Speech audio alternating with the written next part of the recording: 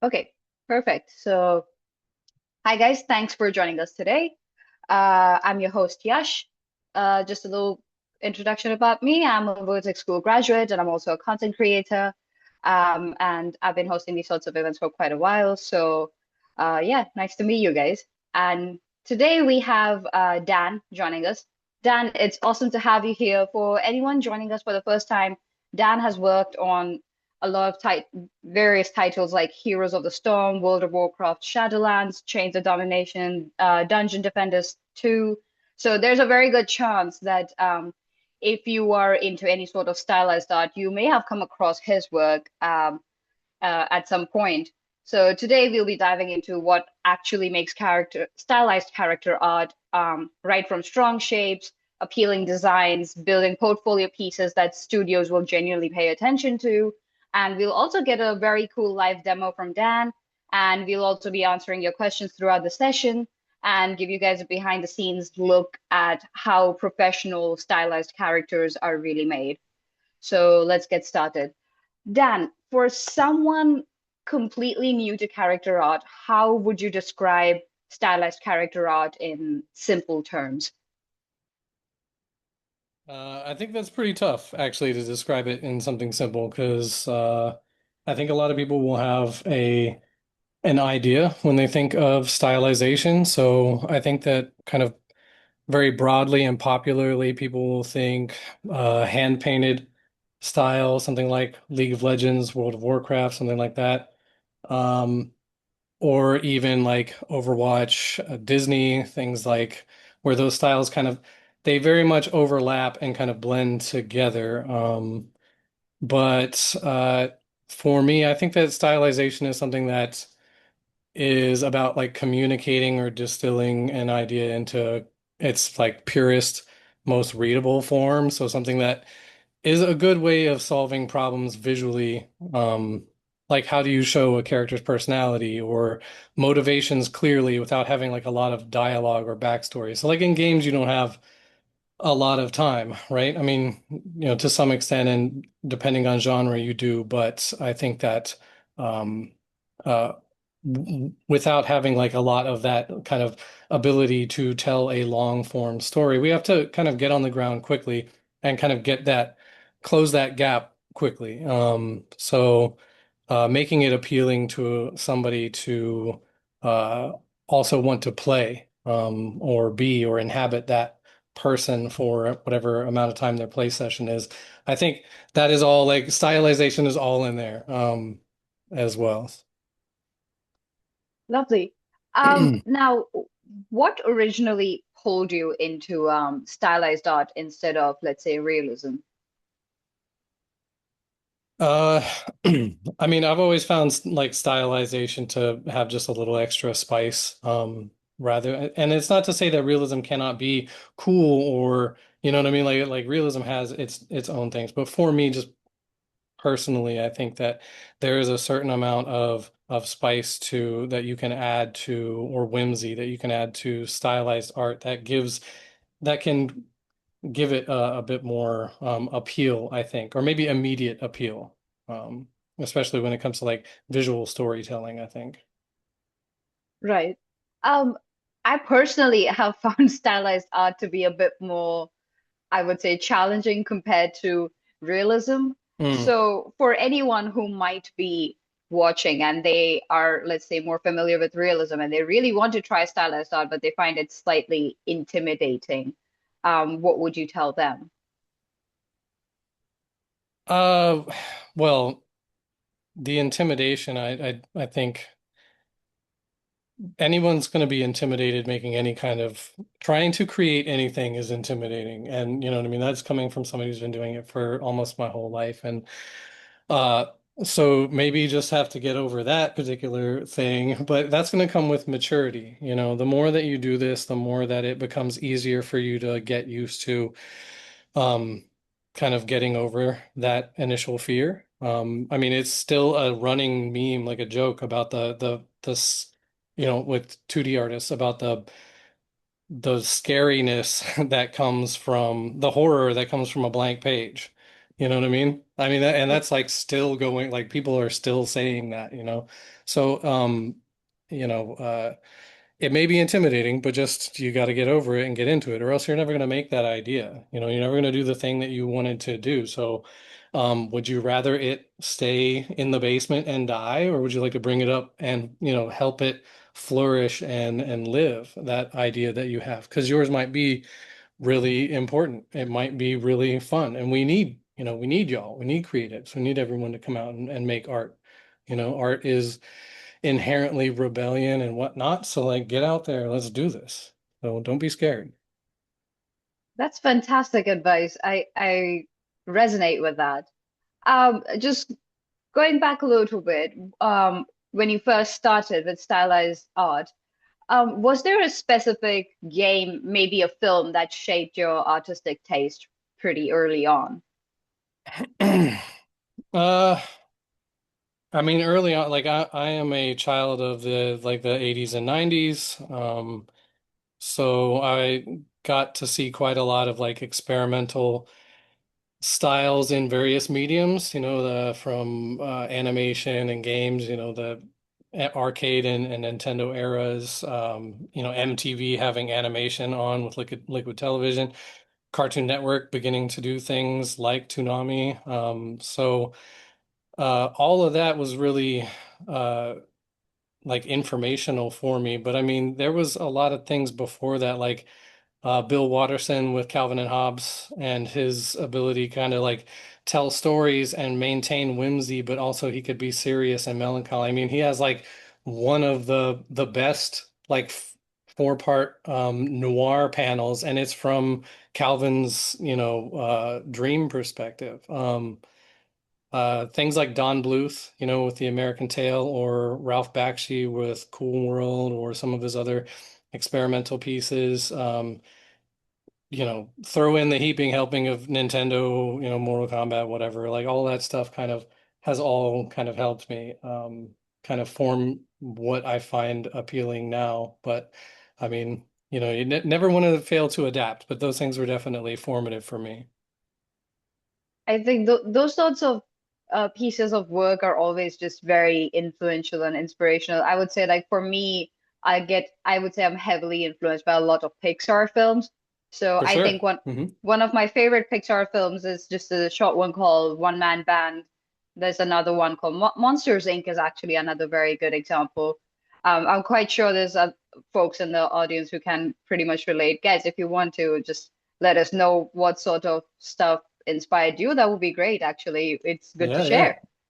Um, what makes stylized character art so, let's just say, deceptively difficult compared to what beginners expect? Because I've come across my fair share of folks who are very enthusiastic, and sometimes I think there is like this thought process that I think I can do this because it could potentially be maybe about as easy as realism, and people just dive right in and find it deceptively difficult.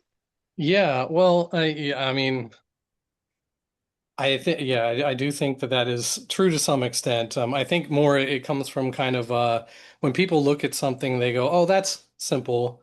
I could have done that," right? But the thing is, you didn't, right? Like Yeah. you didn't do that. You did not sort that out, and you did not uh, go through that process of like distilling the style into what you wanted it to be, right? Because not, you know, I'm going to be very like big, like my idea of stylization is very broad, but it's all about how you kind of push and pull and turn the dials of like realism, the things you know from the real world, how like what you choose to edit, omit, you know, and amplify from those different things is what will generate a particular style. And creating something appealing is tough.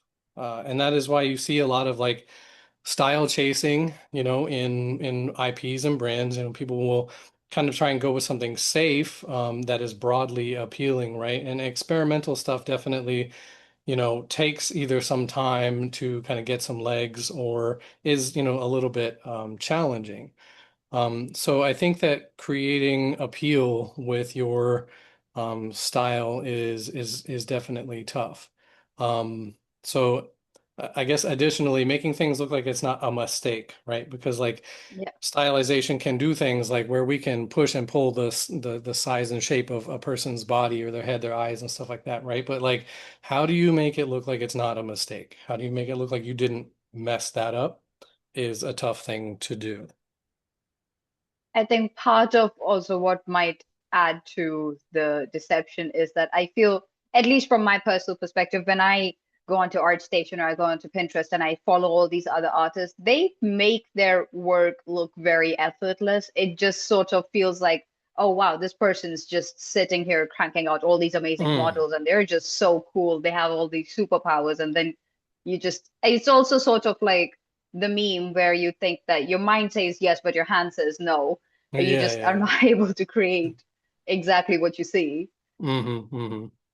Yeah, that's very Um, true. yeah. Now, what excites you the most about stylized character art today? Well, I mean, the same thing that has always excited me. I always just feel um, I think that the ability to kind of do something that can tell maybe a story in a unique or exciting way, while kind of we can tonally bridge a lot of gaps, you know what I mean? Where you can have something that's dark and whimsical and comical. You can have something that's, fresh and youthful and, energetic, right? We have like a lot of ways to kind of do this, and we can do it kind of a bit more faster because of our use of kind of visual shorthands, right? Like there's a lot of things like if you dig into character design and 2D and illustration where they talk about different shapes, kind of communicating different feelings, different colors, things like that. All of these things kind of begin to wrap into what a stylized character can be and do. And those tools are, you know, are very like influential. And I think that it's really cool that we can do that. You know what I mean? Like we can do it in like a fresh and fun and cool way that I just, it appeals to me. Not that it's better than realism, but just it is appealing for me, I feel like that's just with each and every different type or style of art, I think all of them have their own charms. So for sure. I do feel like it's just a bit difficult to compare it from that perspective. So Mm, now I do want to talk a little about the production process mm. of like stylized characters. So what what in your opinion, what separates strong stylized work from work that might just feel a bit let's just say cartoony? Not that being cartoonish is bad, but there are just times where what would you say like okay, this is stylized and this is just someone copying a cartoon. Right. Well, so hopefully everyone is hopefully everyone brings their own, their own spices to the table, right? You want there to be that individual influence. You want there to be that. But like when it comes to IP and things, that is a bit more difficult because again, you have other powers, really controlling how things might what choices might be made, as far as when it comes to like a mass appeal.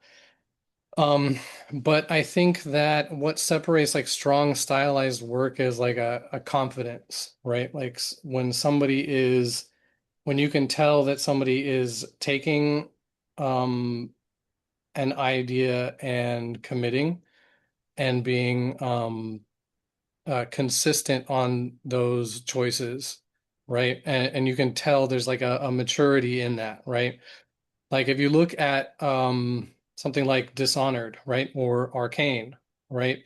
These are very confident swings at a time when the style was not necessarily in that particular realm, right? And so uh taking something that is very stylish, very pushed, very, even the even the way in which the models are created, or not 100% with, X, Y, and Z kind of cookie cutter production, right? So um, that kind of confidence is strong to me, and I think that the success in those designs and stuff speaks for themselves. You know what I mean? Like, Arcane doing as cool as it is, Spider-Man, Spider-Verse, TMNT, Mutant Mayhem. Like these are all things that leaned into a very cute, very cool, very specific, style and really knocked it out, in my opinion. And I think that shows some strength. Yes. I feel like it's I the confidence that you mentioned, I reckon it comes from, again, like you mentioned, just repetition, constant practice, and just put creating more and more. Because the more you create, the as you move along, you realize what works, what doesn't, Hmm. kind of problem solving as you go along. Now, when it comes to creating all of these characters, where do you see beginners usually struggle the most? Is it like proportions, maybe the anatomy, maybe appeal, maybe coming up with their own style or design? What do you think they struggle with almost immediately? Uh, Perfection. So that's kind of a tough one because like I think that everything rolls into appeal, right? Like your anatomy, your proportions, your design is all into appeal. Appeal is always hard. It's across the board, right? So it will naturally kind of be a little bit more, I mean, hard, I think, for somebody just starting. But I think that somebody just starting's struggle tends to be more with trying to be perfect immediately. And I will use an example, like a real world example. I've been in the education space for almost my entire career.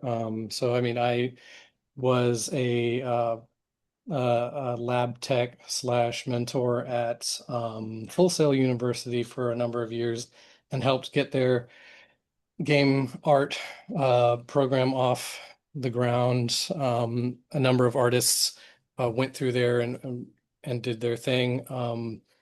But the thing that I would notice was people would come in and be like, "Hey, here's my first head sculpt," and you're like, "Very cool.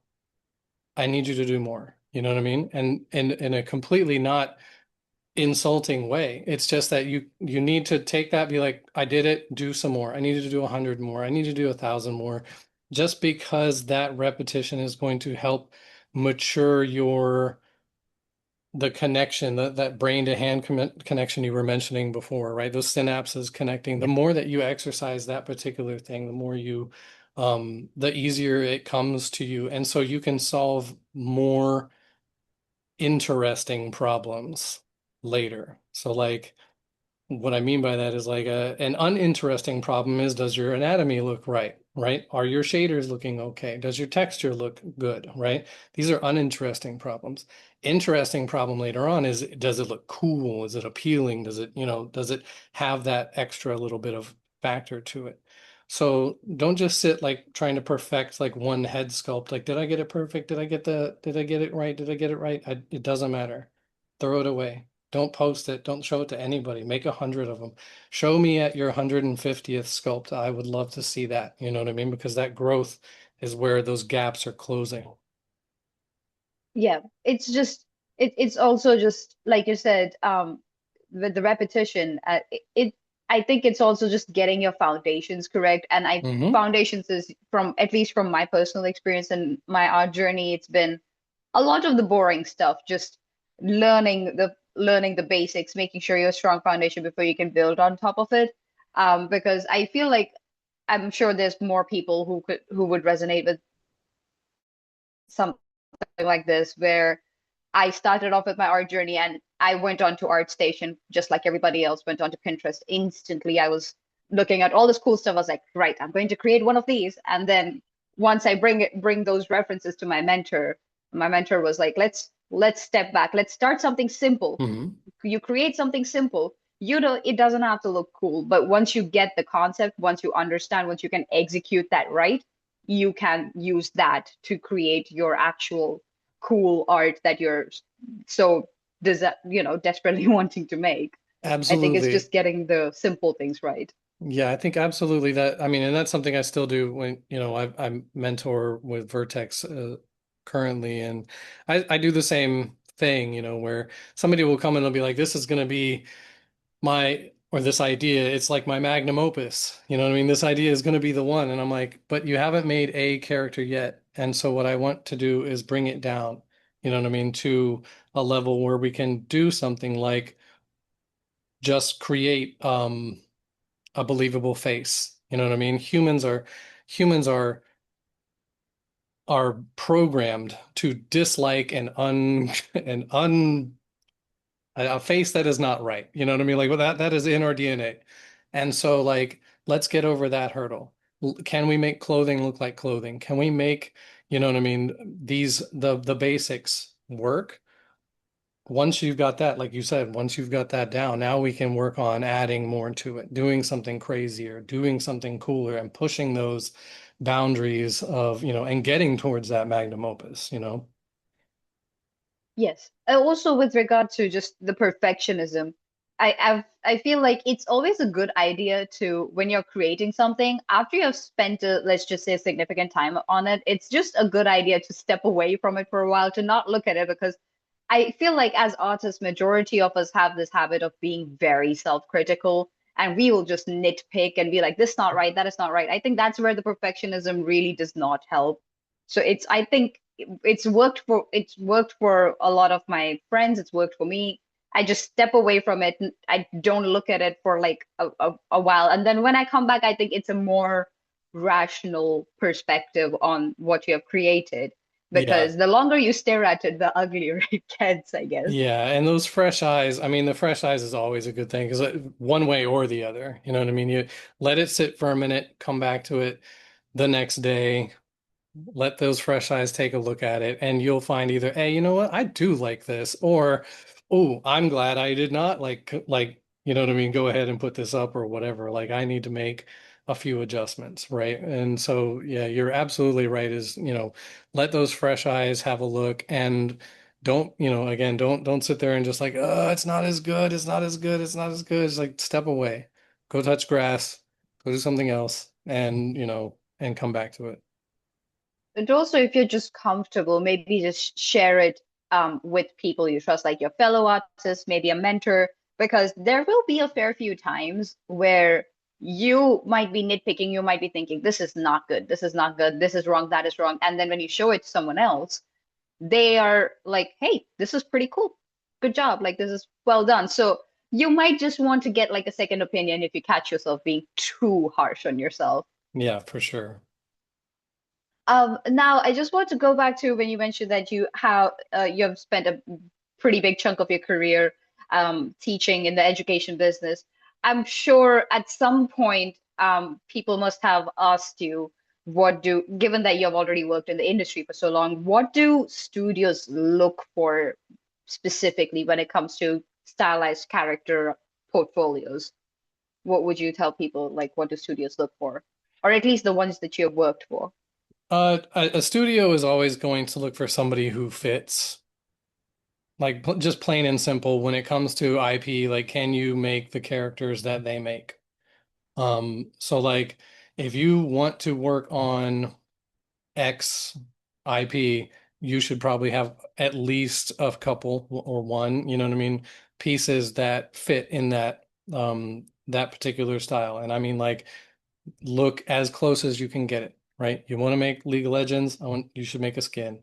Present it exactly like they do that. You want to make World of Warcraft, you should make, you know what I mean, a World of Warcraft character and try and do it exactly as they do, right? Get as much knowledge as you can and try and make it exactly as they do.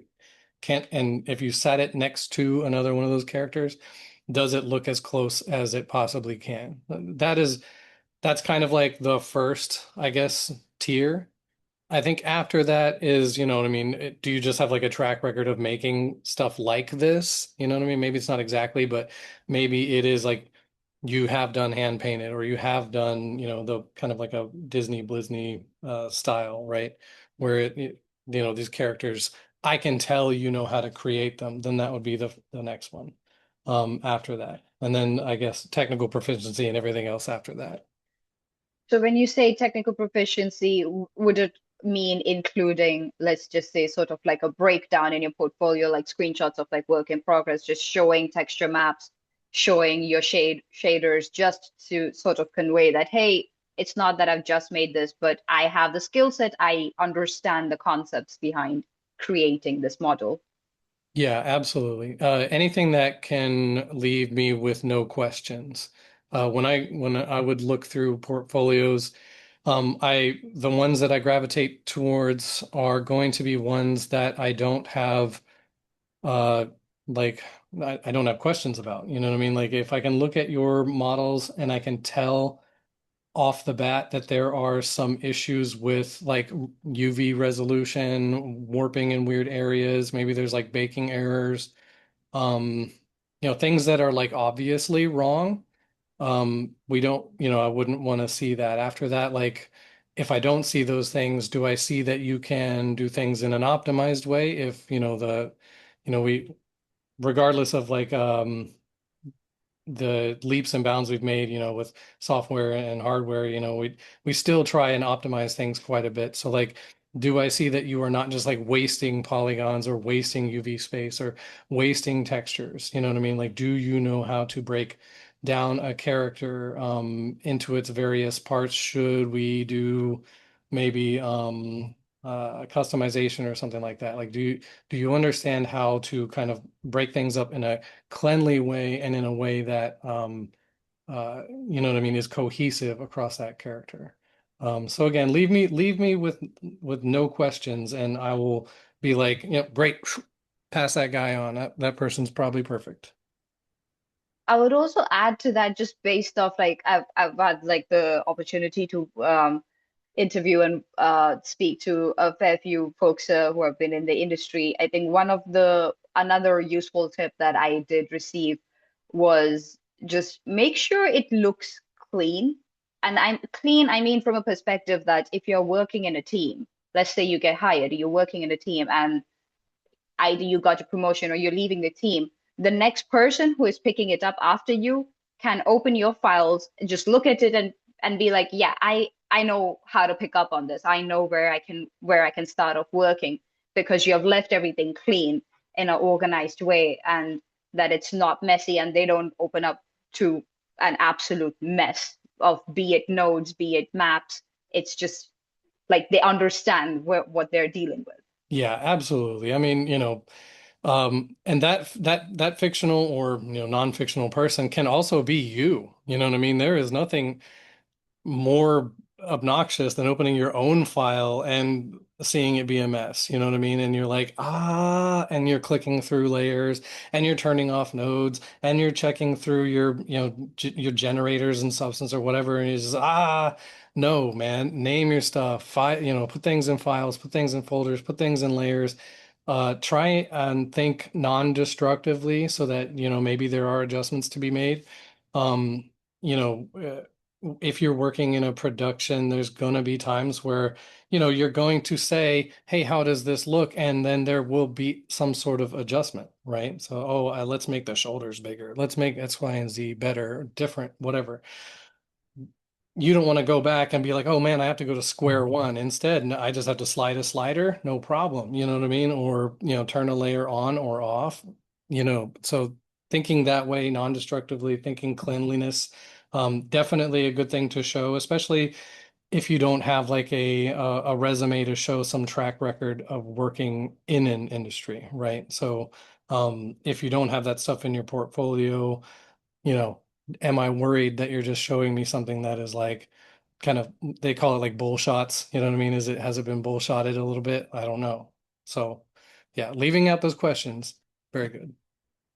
It always just helps convey a better message. Also because I understand that when we are applying for like art jobs, our focus is usually on portfolio, making sure that we have the right we have quality over quantity, we have the right models, the breakdown is looking good. But I think it's also just smaller details like this.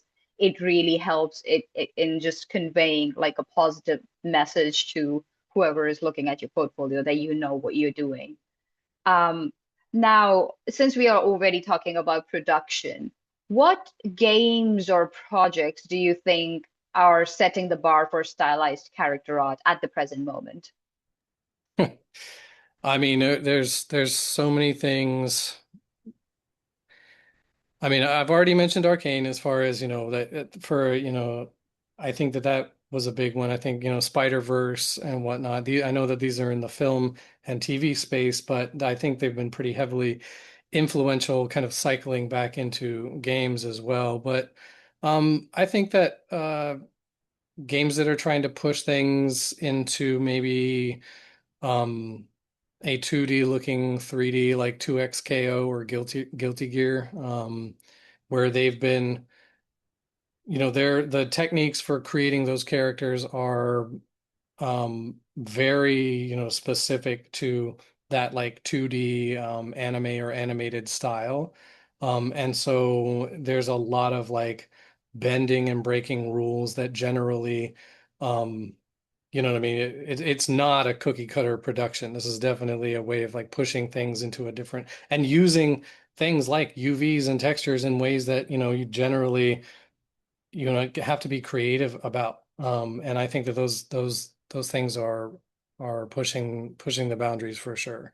I would also throw out a thing, I think the indie space with, them getting creative with maybe even doing like old school kind of styles is very fun. I think trying to get like a nostalgic look and still creating something cool has been very interesting to me. Um, I think a lot of the like a lot of that creativity is really pushing into gaming, and I'm definitely happy about it. I feel I think my personal favorites at the moment that I still think have a pretty heavy influence or World of Warcraft is definitely one considering just it's been going on for decades. The fact that it's just still so engaging, the art, the music, everything is just so good. I feel like it's a heavily influential game, especially when it comes to stylized art. And I would also say I have friends who play a lot of Warhammer 40,000. I feel like that's a very good one. I personally don't play that game, but I've seen the artwork for it. It's most definitely very, very cool and very engaging. Yeah, who doesn't love a nice grimdark space marine or something crazy, right? Yeah. And yeah, with I mean Warcraft has consistent, like when we were talking about consistency, I mean that is a a very like consistent, a game that has been able to, I don't want to use the word cannibalize, but like eat, like it uses its own, it has been going on for so long, it is using itself as a reference. You know what I mean? It is very self-referential. The style is very consistent, very solid, and it is very much like a ground, like a ground layer as far as like like if you want to no hand painting, you should probably do something World of Warcraft styled because of the way that um, there is so much you can do on a character, right? As far as rendering cloth or metals, stone, things like that. Like there is just a lot that you can really gain from it. So yeah, I mean, it definitely is. Um, it, it is its own competitor. I think there's just so in terms of inspiration, I think if people are turning towards games for inspiration for stylized art, there's just like a plethora of games, characters that you can go look at. And since we're talking about these a lot of these iconic games, obviously there are characters that are just simply memorable that just stick with us for so long. What do you think makes a stylized character memorable? Uh, so I think with visual medium, similar to music, there is a question and an answer in the way that the design communicates with you. So just like as an example, right? If something is strong or devious or lithe or whatever, right?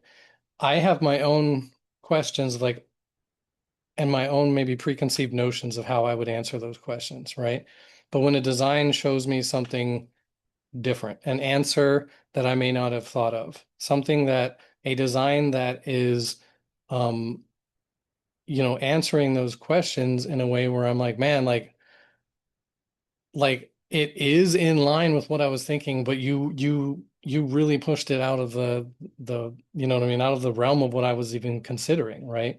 So like that makes it memorable to me when when you look at something that has that wow or very cool factor and it makes you go, oh, you know what I mean? That is, that's them making those answers to those questions in a way that, was just above what you could think or and I think that that's what makes something very appealing.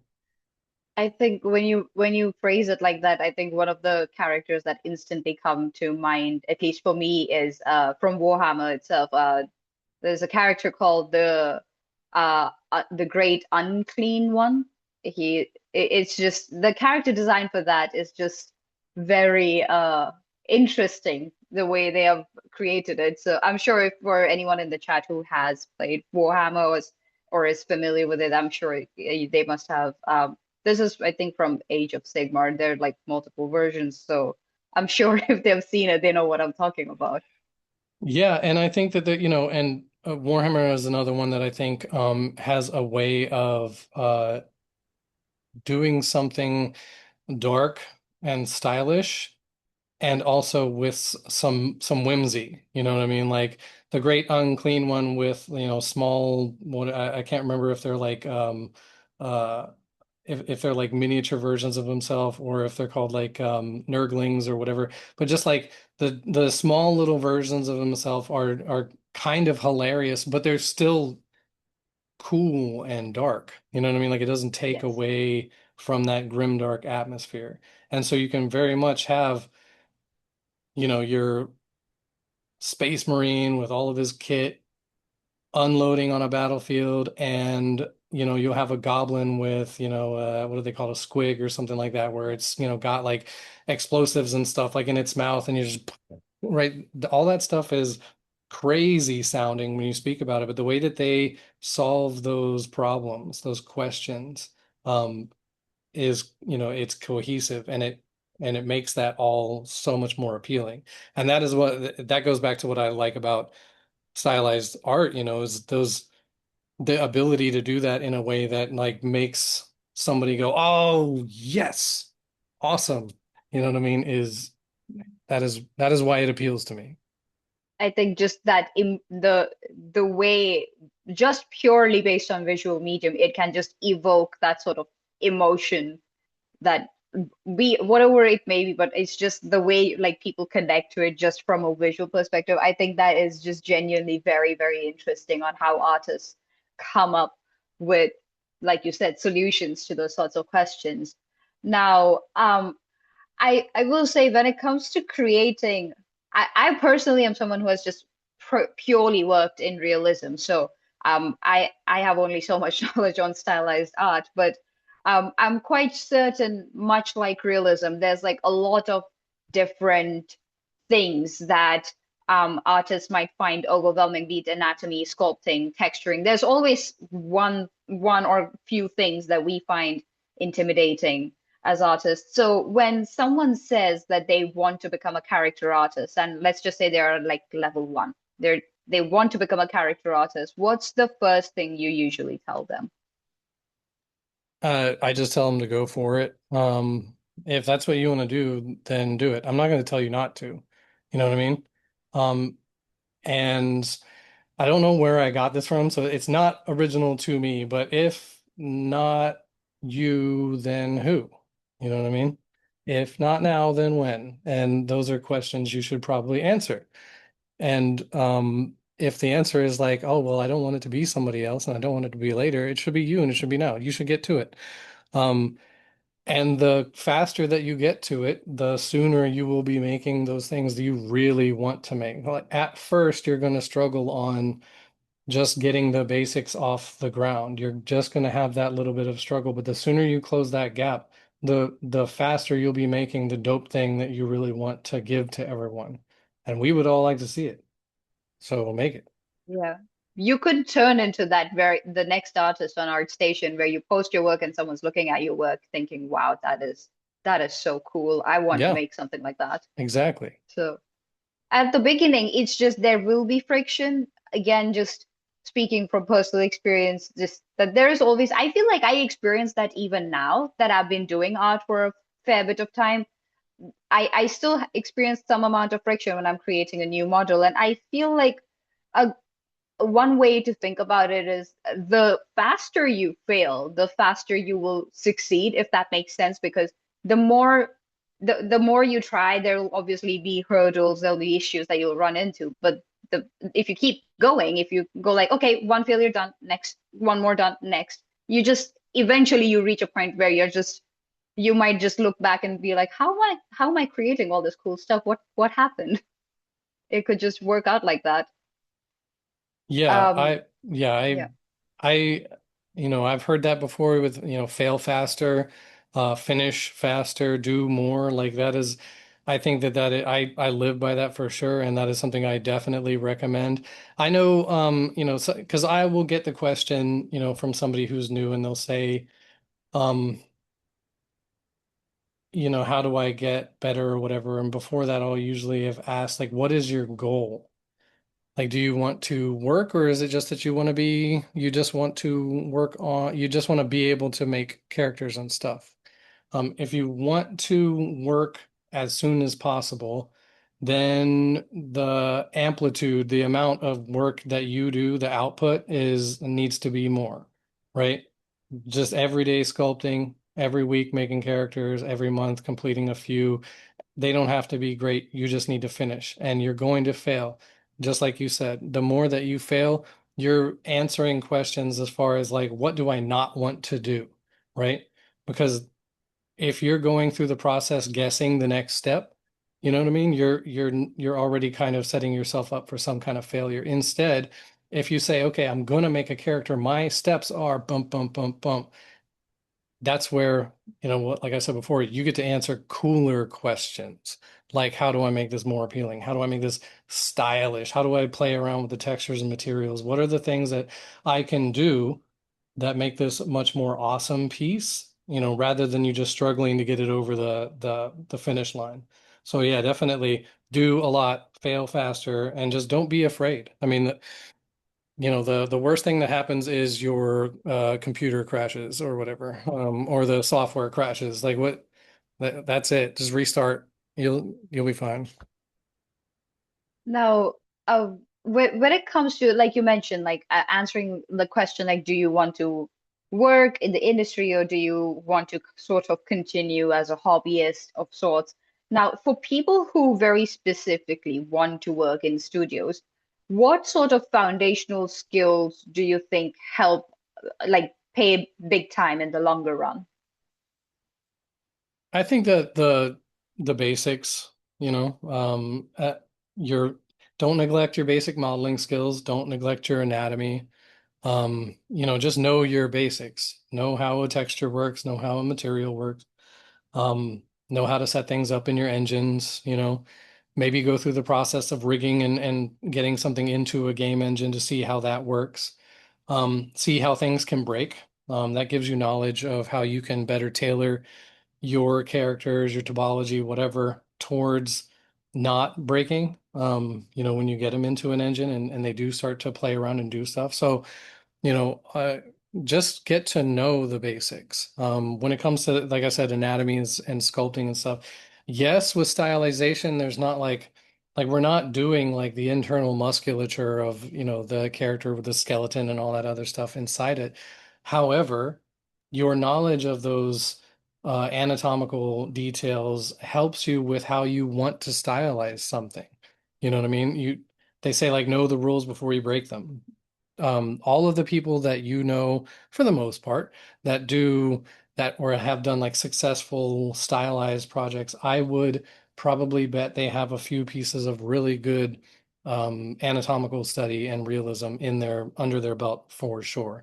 And that goes from like your favorite manga artist and author to, you know what I mean, somebody that you know that's working in a game studio in California. Like there is something good to be gained from knowing all those things, and don't neglect like that laying that groundwork foundation for yourself.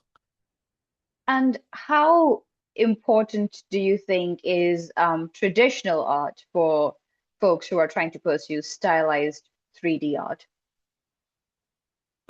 It's a tricky answer because the first is it's not giant but massive capital letters, but it's not necessary, but I think it helps a great deal. Being able to quickly translate like your ideas, um, and answer. We've been saying a lot of question and answer question, but like the quicker you can get from here out to here and down on a page, even if you're, on a digital tablet or whatever, the quicker that you can kind of answer your questions like what is the shape of this character generally? What kind of things do they have on their body? What colors do they have? What's the color palette? What's their hairstyle look like? Even if it's vague shapes, you know what I mean? Where you're just scribbles. As long as you've kind of solved that kind of like, okay, I've found an answer for this. They're gonna wear, a t-shirt and jeans, and they're gonna have a labubu hanging off of their belt. Whatever, you've answered that question, and you may have also found there's some marks that you make in that kind of sketching and traditional medium that you might want to try and bring into your 3D. Like where you're like, this shape was really cool. How can I do that in 3D? How do I make that appealing in 3D? And it's much faster, you know what I mean? Answering these questions and I don't want to call it simple because I mean, people are doing amazing stuff with pencil and paper. So it's not that that's simple, but the medium itself is as simple as it can be. And so like answering those questions on a simple medium as opposed to one where you're dealing with three programs, multiple exports, you know what I mean? Going between different programs. Instead, you just, and the answer is done. I think very, very beneficial for sure. So, when you see a lot of, I'm sure you must have come across a lot of like beginner artists trying to learn all of these different skills. What bad habits do you see with these self-taught artists? Like, what sort of bad habits do they develop most often? Well, I think we kind of talked on that a little bit, but I think that the perfection, like overworking something constantly, oh, I'm gonna do a bust of Johnny Depp. Oh, I'm still working on the bust of Johnny Depp. It's me a year later, I'm still working on my bust of Johnny Depp. You know what I mean? Like just finish the bust of Johnny Depp and tell me, like, learn from it and move on. The things you learn later, you can always come back and do another bust of Johnny Depp if you really want to. Like instead, just keep going. You're going to learn more from doing more, like we were talking about, failing a lot faster. So, you know, don't just sit there and like, oh, it's not perfect, it's not perfect, it's not, that's cool. It's your first time. Just keep going. And like you mentioned, like like people starting off, let's just say with the bust of Johnny Depp, spending a year later, they're still at it. Um, I think that just emphasizes how important it is to just finish projects versus just endlessly studying, trying to perfect. I think that's where it's important to just kind of accept that it's okay. Like the imperfection in a way is actually a good thing because as you improve, you will in the longer run see for yourself how much you have improved. Now, Hmm. I understand this is a slightly I'm not even sure how to describe this next question, but if someone had 6 months to improve dramatically, what should they focus on?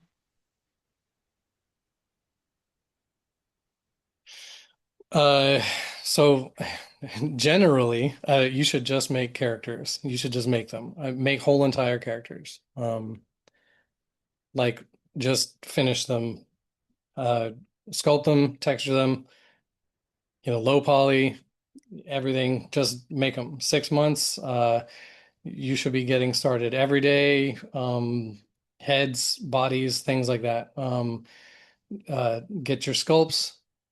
or do your sculpts, do your textures, do your, make low poly characters, make mid-range poly characters, you know what I mean? Just like really just make them. And this, I think that with that kind of if you had 6 months, you need to not be thinking like we were saying on perfection. You should be thinking about completing because I think we're getting kind of redundant and running over the same point, but like the more that you really complete things, the more you're learning about what you don't need to do or what mistakes you could possibly make. You're more prepared and for the next one. And so then you hit the next one and you learn more, hit the next one, learn more, hit the next one. So if you're spending, every day not just getting comfortable with the software, but also getting comfortable with the things that don't know about what you don't know, that's that's going to get the best. I think it's a good moment to just take a second to just Mm, highlight. I think I would have probably liked for my past self to know this, that there is literally no shortcut. The shortcut is you just do, and yeah. that's how you're going to get there faster. Okay, we just have a question coming in. Do you have any advice for improving in 3D modeling, whether it's props or characters? Also, were there any specific exercises or habits that helped you improve a lot or get out of creative blocks? Uh, okay, so there's some stages to this answer. So the first starting like any advice for improving 3D modeling is just practice. Um, and do edit your ideas down to something that can solve the specific question you have about what it is you want to learn. So like if I want to learn how to UV in Blender, I will just make a box and I will UV the box in Blender. And then I will move on from there, right? If I want to know how to do the same thing with a head, I will model a head and UV the head in Blender. You don't have to do, again, like what we were saying, you do not need to do the bust, the realistic bust of Johnny Depp first things first. Instead, model a head. Model a low poly head, model a head with eyes, model a head with a mouth bag and teeth, model a head with a mouth bag, eyes, teeth, and hair, model a head with all of those things and a shirt. You know what I mean? Like get moving on all of those things and learn how to just get comfortable with the software you're using and the individual kind of like button presses. So you're not stuck with UI shock going, I don't know how to do this and I really need to make the most realistic head of Johnny Depp. Instead, you already know how to make a head, you know how to model things, you know how to, you know what I mean? So you're not kind of stuck spinning your wheels, looking up Blender tutorials or whatever on YouTube. Instead, you can kind of move on. Um, when it comes to exercise habits and creative blocks, do stuff every day.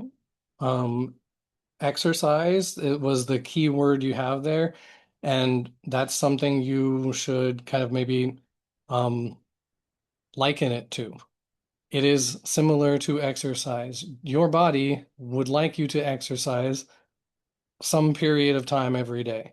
You should be, getting some form of exercise, right? That is the same thing for your art. Take an hour every day, sculpt heads, sculpt bodies. They don't need to be fantastic. You might find that you made something fantastic during one of these sessions, but like getting in and doing something that is just basically get repetition of like, okay, I know how to make a face, I know how to make a body, I know how to do this. So then when it comes to time to do your Caitlin fan art or you know what I mean, whatever, you are prepared and you can make those choices on, how to make it look more like this character or how you want to give it your own specific flair. So it's a lot of doing, just a lot of practicing, but consider it more like exercising. You're working out those muscles, you're connecting synapses in your brain, you're making it faster for this brain-hand connection to work. And that makes it easier for you. Like Yash said earlier, it's much easier, as you get those connections, established to do something cooler, and you'll be finding yourself going like, wow. Um, Creative blocks, I was kind of lumping that in there, but um, there's a quote, and I can't remember, I believe it was an animator, but he said like, some people get writer's block or something, the rest of us just get back to work, something along those lines. Um, Similar to that, just do something. You don't have to, it doesn't have to be your favorite idea. You know what I mean? Find a picture of somebody, sculpt it. Maybe you are bored from it, but maybe midway through you find yourself going like, oh wait, hold on, I love the shapes I'm making. I want to instead make a cool orc or a goblin or a fairy or a dragon person or whatever it is that you decide midway through. You might find yourself kind of breaking through that creative block. But it's win-win either way. Even if you finish the head, you've done something. You didn't just sit there going, I don't know, who am I? What do I do? Instead, you've done something. And we all go through it. So I'm not going to say that everyone's like it. Don't let anyone gaslight you. Every single person you know has sat there staring at their stuff and gone, I don't know why they pay me to do this. I should go home. Oh, I can re relate to that. Also, for whatever it's worth, if you are struggling with creative blocks, as Dan said, just make something. I would also just say that um, try and not put pressure on yourself, because more often than not, as artists, be it for me or be it for my fellow artists I work with, they it's I've noticed more often than not, some of our best work comes from the time where we are like, you know what, I'm not even going to bother. It's fine if it's not perfect. I'm just gonna make it, and we'll like the future me can deal with the rest of the problems. This is not for me to deal with. I'll just make it and go. And it's when you don't have that sort of stress where you're like, right, I'm gonna make such a sick character, people will have the jaws on the floor. Like when you don't subject yourself to that, suddenly your brain and your hands will be like, right, now make something really cool. It will turn out like that. So if you can help it, try not subjecting yourself to great expectations, if you will. Yeah, I mean, and that, and people say touch grass and stuff like that, but like, go read something, go look at a comic book, go watch a movie, go for a walk, take your dog for a walk to the park. You know what I mean? Like, go do something else. You'll find some inspiration somewhere in that other space. You know what I mean? You don't always have to be like jamming through the jamming through the endless, scroll of images and just getting like paralysis of like, oh my God, every idea has ever been made. That should honestly be kind of freeing to you, because if it's already been made and nothing new is ever going to come from it, well then fine. Make your own thing. You know what I mean? And I'm sure you will find a unique take on it.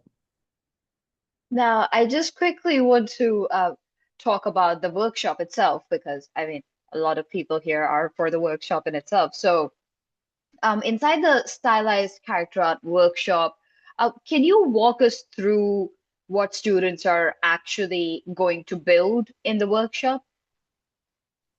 Yeah, well, we're going to build characters, and we're going to build them fast. We have, I believe it's 8 weeks. So the first couple of weeks is going to be exactly what we've been talking about today. We are going to do a lot of head and body sculpting and exploration, as well as just kind of touching on texturing, poly paint, stuff like that. And then we're going to dive into making a character. We are going to go from baseline to finished as well as we can. I know, again, it is going to be a pretty fast amount of time, but I'm going to try and make sure that I'm also uh, doing, what we had talked about earlier, and making sure that we're tailoring what we can do to the output of the class. So, if it turns out maybe you're unable to make the entire character, we'll still trim it down and make sure that we get something done. But I do I do want this to be a very do something class. We're starting out the first week doing multiple heads. Next week is multiple bodies. And then, getting affiliated with ZBrush and stuff and then moving on from there. So, not a lot of spinning wheels. We're gonna get in and do it. I'm sure there might be a few people who might have had a fleeting thought along the lines of, what if I just go watch a YouTube tutorial? While that is an option and that is something a lot of us have done, I will say just th that the thing with these sorts of courses is, given that it's live, given that it's structured, given that it's being taught by a mentor who has been in the industry for like such a long time, has worked with studios, understands the pipeline, understands the structure, understands what studios are looking for. I think those are things that a YouTube tutorial may not necessarily provide. A YouTube tutorial is great for like troubleshooting a couple of times, but then there are times where you'll go watch a video and then you'll see this person perform like some sort of like um different sort of maneuver in some software, and then you have to write a comment like, hey, how do I do this? You did this, but I couldn't do it. And then you take like 6 months before someone can come get back to you. I think that there's a difference there, that in the course you just really get that support because it's being taught live and people are there with you. And since we are talking about this, Dan, what kind of feedback do students receive through the workshop? Like, do they get feedback from you? Do they get feedback from their peers? Is it both? Yeah, absolutely. I encourage everyone who will be taking to make sure to be connecting with their peers. The people that you're learning with are going to be people you more than likely might be working with, or even you'll be interacting with throughout your career, very possibly. So get to know those people, and also uh as well versed and knowledgeable as I am, I do not know everything. And they may have an idea, they might have something they've heard, or even a technique that they could help you out with. So that is definitely, it's always good to make sure to network with those people. Get to know people in your industry. As big as it is a small industry, so knowing people is good. Um, and then as far as this feedback from me, having somebody that um, again, I do know quite a bit of things to help you with particular problem solving skills, but also I can help you, or I'm going to also try and help with the why aspect. Why are you doing what you're doing? A YouTube video can tell you what buttons to press, and there are plenty of very good folks and courses out there as well. But having someone that can say, hey, the reason that we're doing this, or the reason that I would ask you not to do this, is because of this, I think is very valuable. Additionally, having somebody with an eye for helping you out with, maybe choosing brushes and things to help you with creating something that is appealing or clean or whatever. So having somebody there to help you personally, I think is extremely valuable. And that's what, makes this worthwhile, not just for me, but for you guys as well.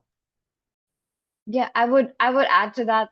While I understand that my opinion might come across as biased, but I'm just going to take a second to highlight that I, much like everybody else, I did pay for the course. So you best believe that if there was an issue, I would be the first one to flag it out. But going back to my point, my experience with Vertex, I'm still part of the community, by the way. It's not that once you're done with the course, you're done. No, you get to stay part of the community like for however long you wish. And I will say that Vertex has genuinely been one of the nicest places for me as an artist, because while it may not seem at the present moment, I was very, very introverted. I was not the kind of person who would speak a lot or who would reach out to people as often. And I feel like this community was so welcoming. They were so non-judgmental that I could ask any question that I wanted in the chat, and there will always be someone ready to help me, be it my classmate, be it a student from a different course.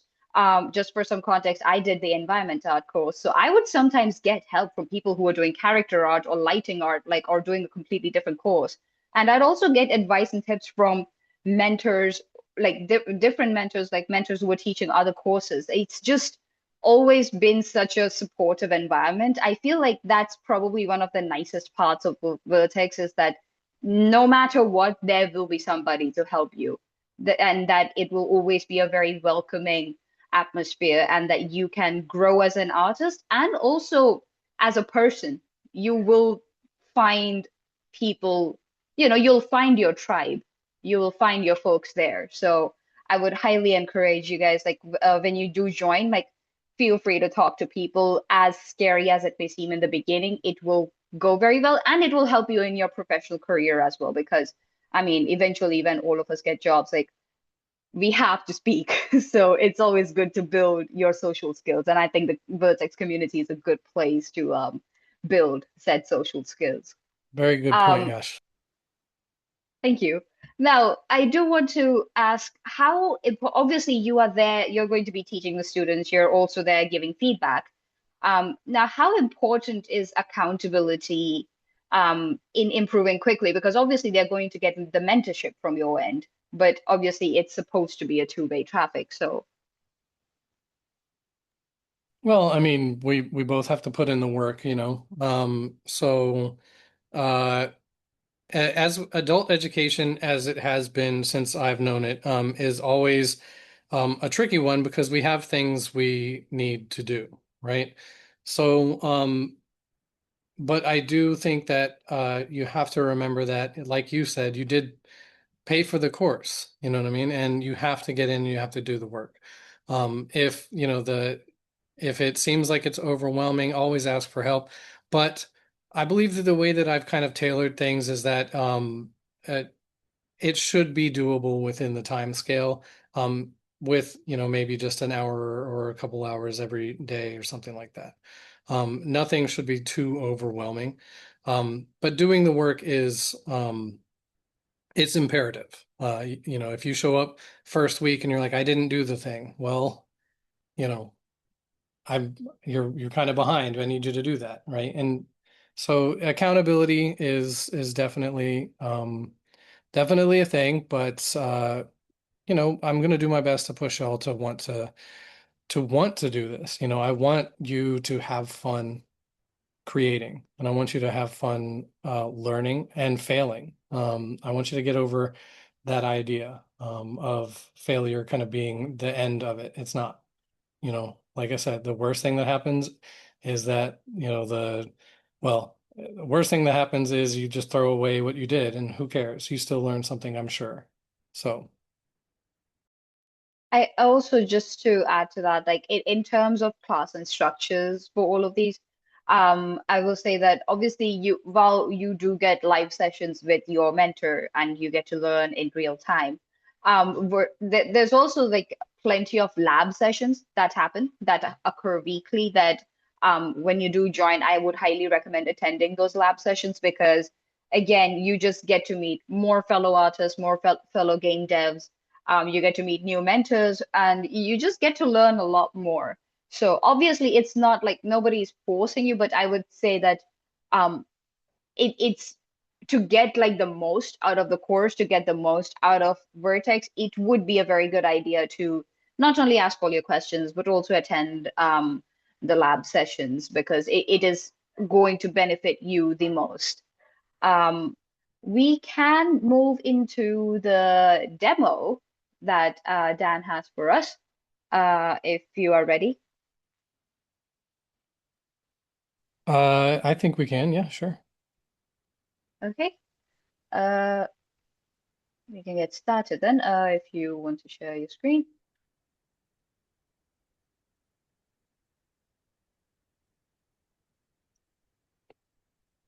And while Dan is pulling up the demo, guys, I'm just going to give you a gentle reminder. Please ask all your questions, genuinely. If you have any, be it right now, be it after the demo, just feel free to ask.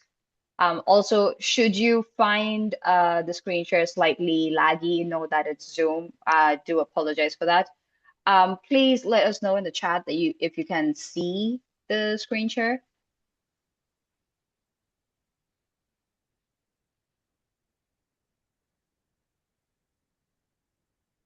Okay, cool. I see. Okay, cool. Dan, over to you.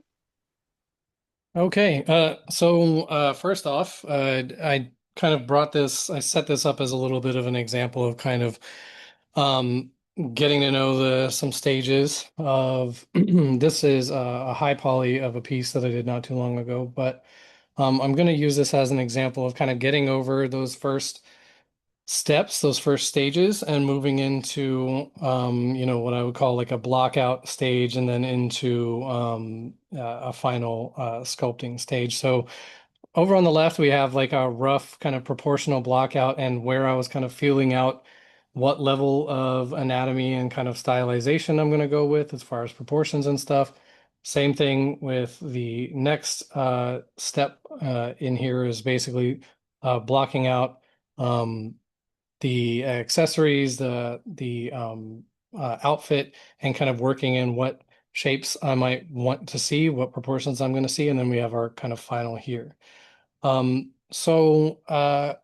We're going to kind of talk about just kind of getting started today.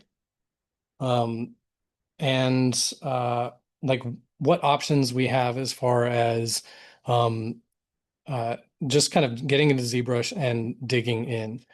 Um, First things first, I'm going to talk about my screen or my document here. So the I like to have a nice clean uh, kind of canvas here. For that, I've basically taken my document's range, which is usually about like this, and I've set it to 0 so that I have a nice clean background. You can change that color to anything else that you would like by adjusting your color here. We're not going to do that. I just like to keep this nice flat gray. Additionally, I've set this to a window size. So this is the size of my screen. So if I was to draw out, so we'll choose this other character that I loaded up for an example. But if I'm going to choose this guy and I maybe zoom the document, you'll see that I have quite a lot of room. So let's zoom that document back in.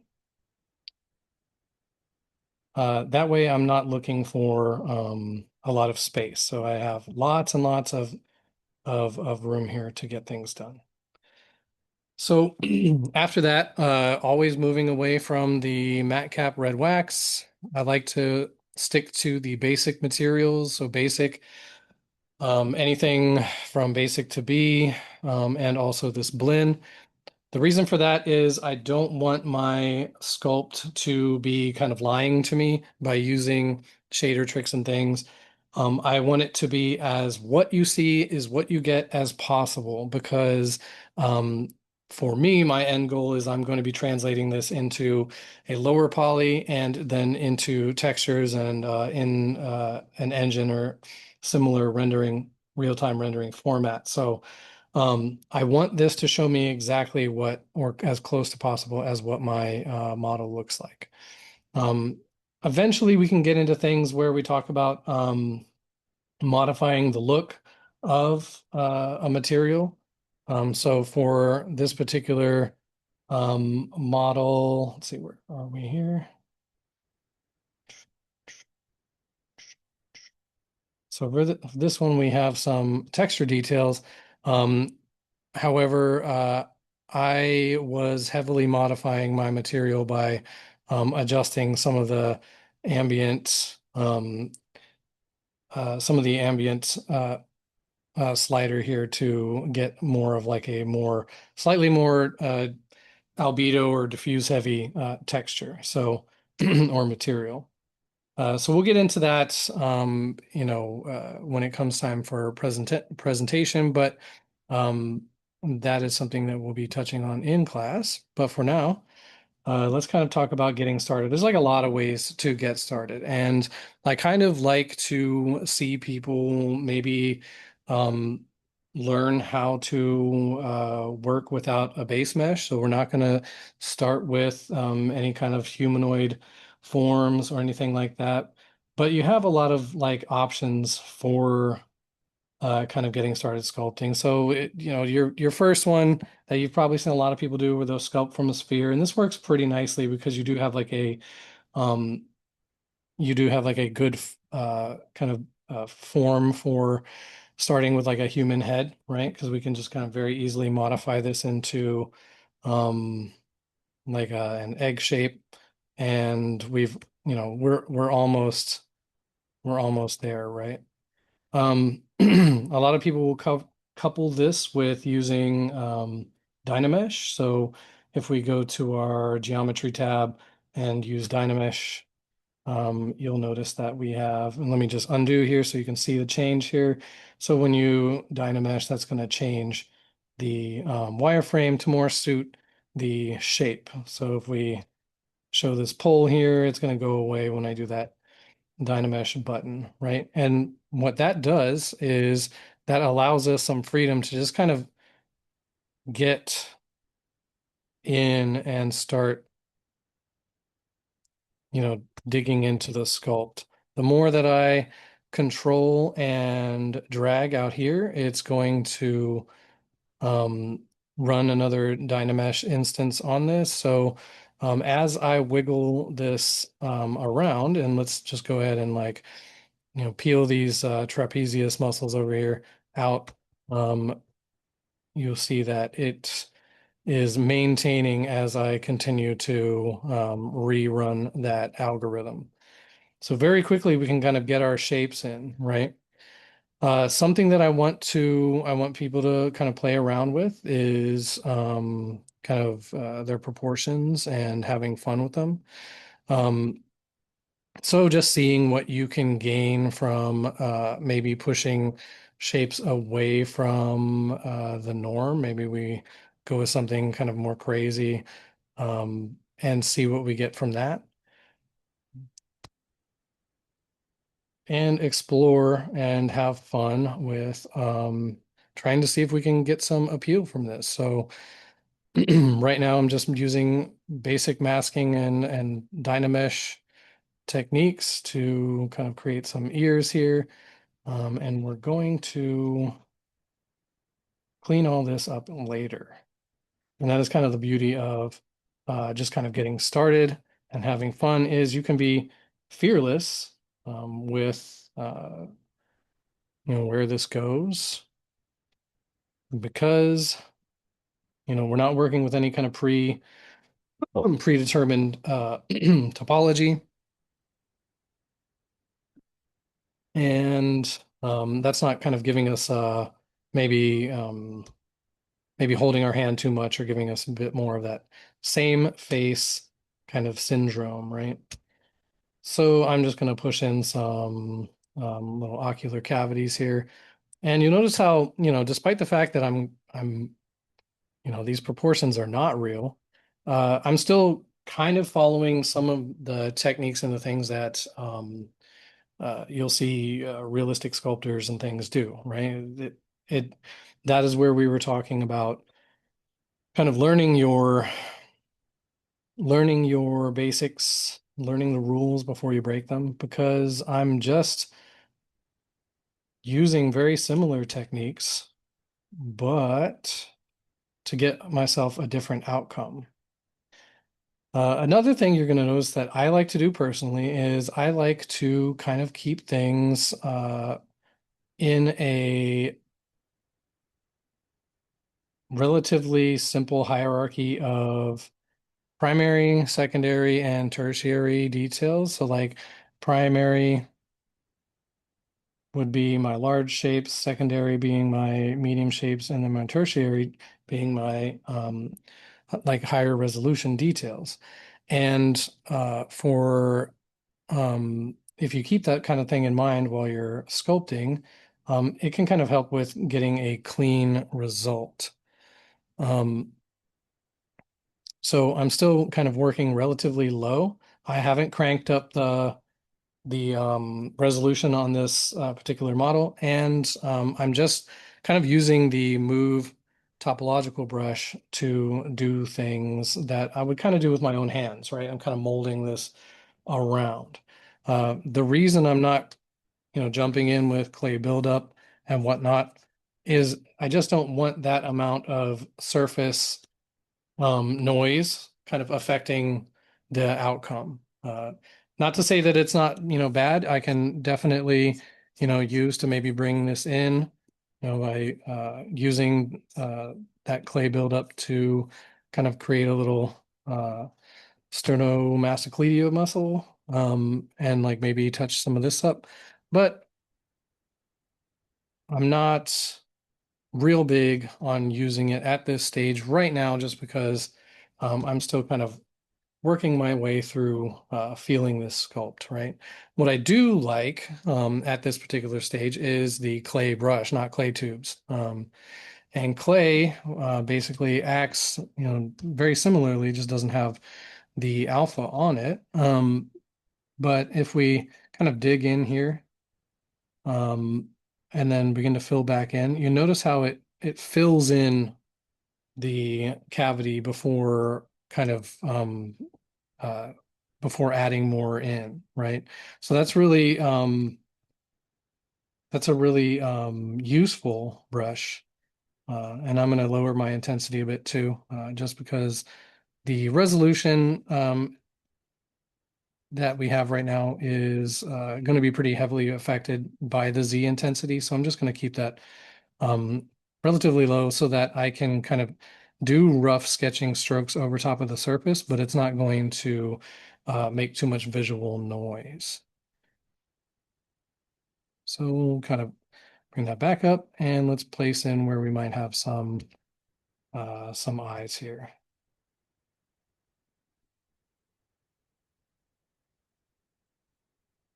And maybe we'll do something from the mouth.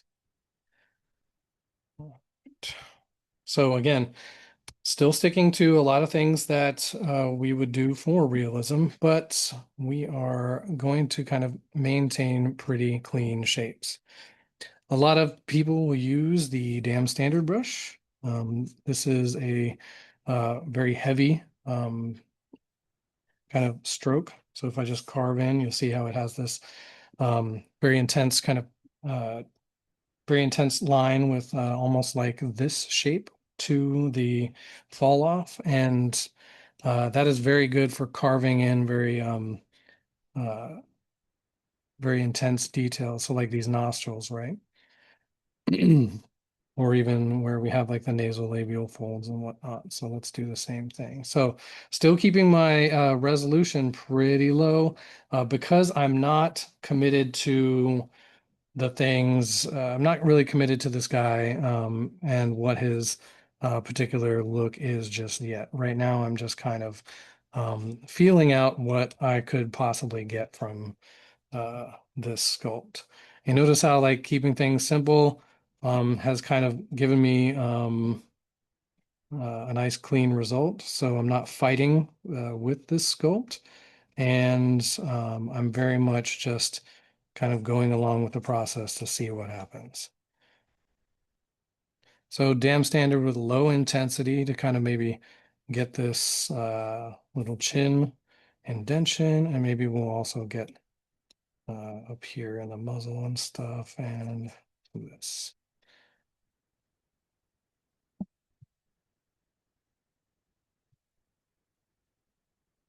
Same thing, let's kind of move around to the ears. So since we're kind of working with something a little bit maybe simplified, maybe I'll just simplify the look of the ear, do something like this, right?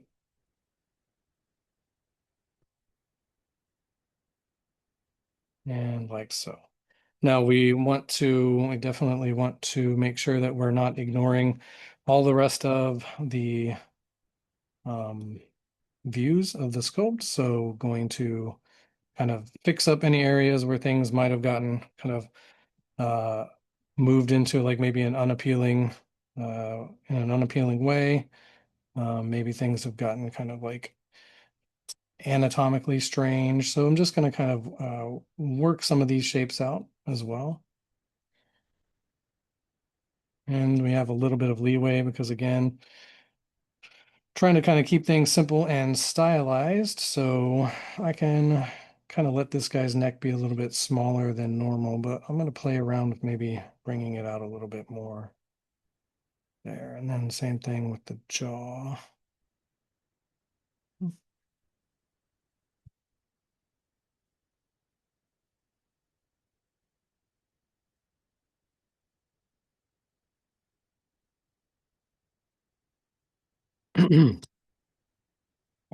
So when it comes to kind of like establishing some eyes, and let me actually kind of tidy this ear silhouette here. So this is something we want to kind of pay attention to is silhouette. Is it doing what we want, or does it look lumpy and accidental? Instead, we want to try and make sure that it's looking as maybe clean as possible. To keep overusing the word clean, maybe. Additionally, I'm going to go ahead and do a little bit of like a little bit of setup here for my eyeballs when I come to bring them in. And I also don't want to maybe bring the chin too far out because I don't want to communicate too much. I feel like this guy kind of has like a soft, kind of friendly look, so I don't want to make him look too, I don't want to give him too much chin, right? So this is what we were talking about, like um, uh, kind of omitting or amplifying things, right? So just as a side note, let's take a quick aside. And we will kind of like mutate this design real quick. So I'm going to touch on layers real fast. So if I go to the layers tab and add one on, and I'll just make a mark to show everyone what's happening here. If I add a layer on and then stop recording and I turn this on and off, works just like a layer in Photoshop or very similarly. So I think what I'm going to do is just to show, you know, as far as like sticking with like maybe the same shape, but turning the dial up on like heavily like maybe masculine or whatever. Like what is that? What do we usually kind of try and think, right? We're going to want to like take that jaw, right? We want to maybe make that brow ridge like a little lower. Maybe we make some adjustments in like the cheeks here. So maybe we make it a little bit more intense. And we almost like completely change like the whole vibe of this character, all by, making these adjustments, right? And you can slide that if you wanted to like it, or wanted to like add in a little bit of it to your sculpt, you can do that. Well, let's say I actually like a blend of these two. So I'm going to blend it like, I don't know, 0.5, and I'm going to hit bake all because I don't really want to hang on to that layer any further. I'm just going to kind of keep moving with the sculpt and see kind of what happens as we go. So let's get some eyes in. So I'm going to append. You could also use the insert sphere or something. I guess I'll go ahead and kind of show both of those. So insert a sphere, kind of drag out there and throw it in. Now the problem is, since I'm using Dynamesh, this will probably Dynamesh the eyes together, but I'm just going to show how this would affect things. Should I do this? It's going to add in another polygroup for that particular insert mesh. So I would be able to like easily mask it out or isolate it if I wanted to sculpt on either one. But for this particular one, I think I'm going to just append a sphere and I'm going to rotate it to where the pole is at 90 just because um, I like to do that. Let's turn the X symmetry off. And we'll add this eyeball in. Probably needs to be a little bit larger since, again, we're working with something kind of stylized and the eyes are a little bit bigger.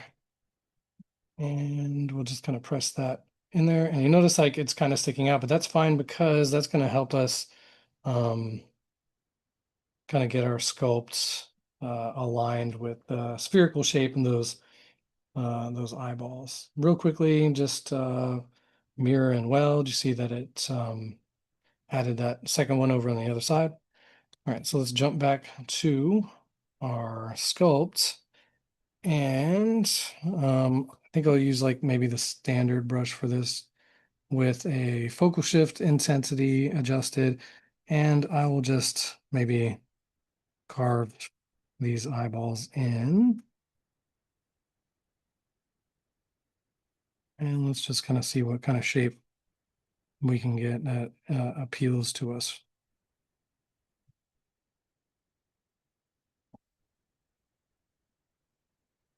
So nudging things around so that so that the eyelids actually encompass the eyeballs. And now we can kind of play around with like what we want to convey, right? The eyes are the window of the soul. Is he happy? Is he sad? Is he is he angry?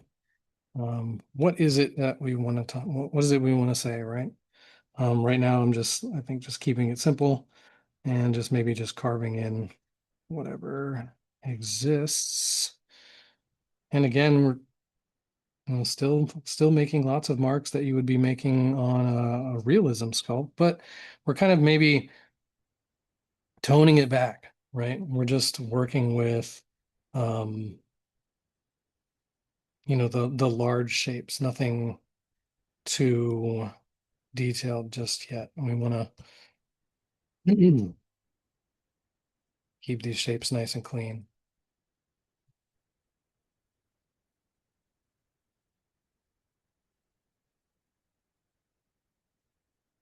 So something you can use if you want to start adding in maybe a little bit more resolution in some areas. We could use the Sculptris Pro mode on our brush. And what that's going to do is, I'll make an example here. Notice how, as opposed to when this is turned off, basically it's adding resolution where my stroke goes. So let's say I'm not really wanting to use Dynamesh everywhere else, but I do want to get maybe like a tighter crease whenever this gets done saving. Okay. So we have a nice tighter crease there because it is adding in that resolution, and that will stay on for the additional brushes that you add or use. It is scale dependent, so if I have a larger brush, it will add in less geometry. It's kind of weird. Um, So for now, I'm just going to keep it down here, and we're just going to maybe get some of these areas where I want maybe a little bit more resolution, smooth some things back. Same thing here on the eyelids, get a little bit more clay, if you will, to these eyelids.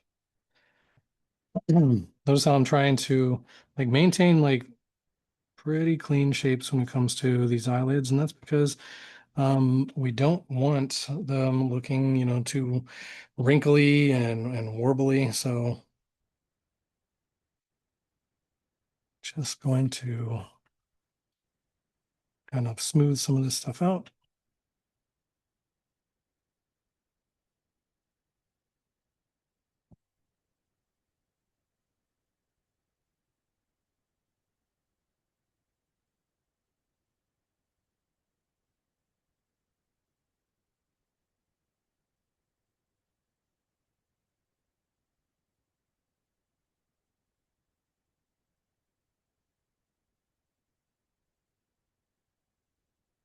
Hmm.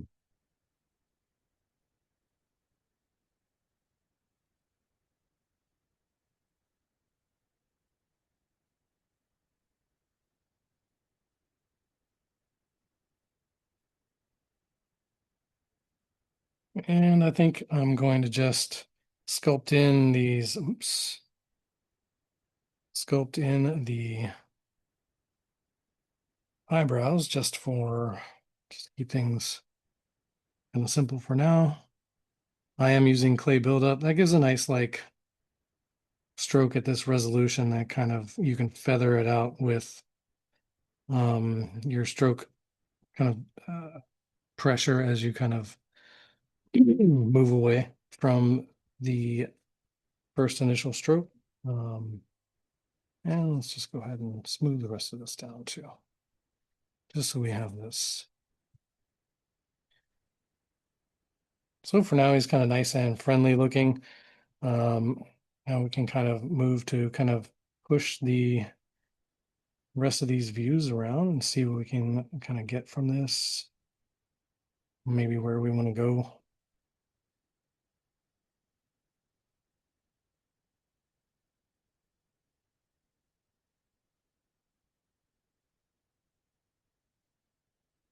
Just keeping it simple, not trying to get too heavy detailed right now. Still just trying to find where this guy's, appeal is.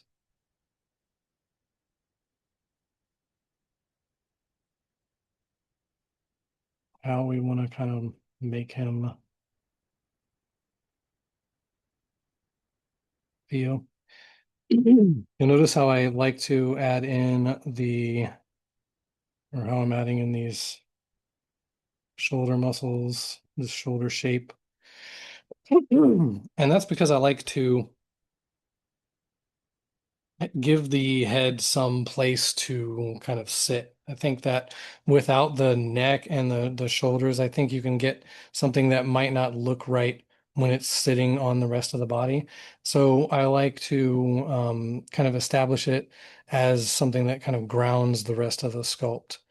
Um, Additionally, will kind of help later as we begin to um, maybe add in clothing or whatnot if we want to try and maybe uh, if we want to try and like present this as something maybe a little bit better than like a gray head.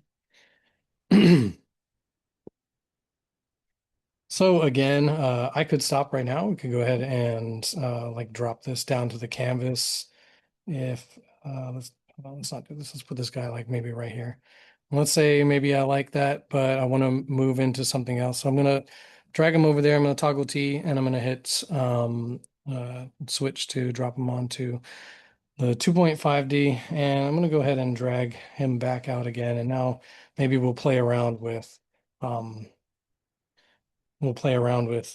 some other ideas now. So like maybe let's play with getting more of like harder rendered strokes, right? Something where maybe the appeal of this guy is not as soft as the other one. So just kind of hammering out some of these angles, and maybe we'll pull this guy around as well. Maybe we'll lean him up and like lengthen the head a little bit. And you notice how my the resolution on the smooth brush is, affecting some of this geometry. But again, since I'm just kind of sketching with it, it's cool. It doesn't matter to me because, we can always kind of fix that up as we move into kind of committing to the sculpt.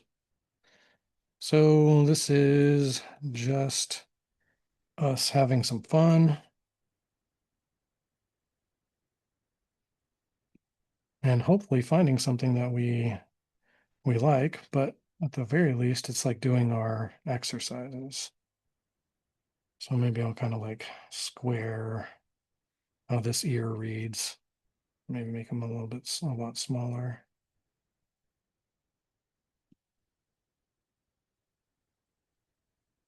Still kind of maintaining the same shape language though, because again, like, I kind of liked what I was doing with that ear, so we'll just kind of do it like that. And maybe this guy's got more hours in the gym, so we'll kind of like see what happens when we give him a little bit more neck muscle definition here.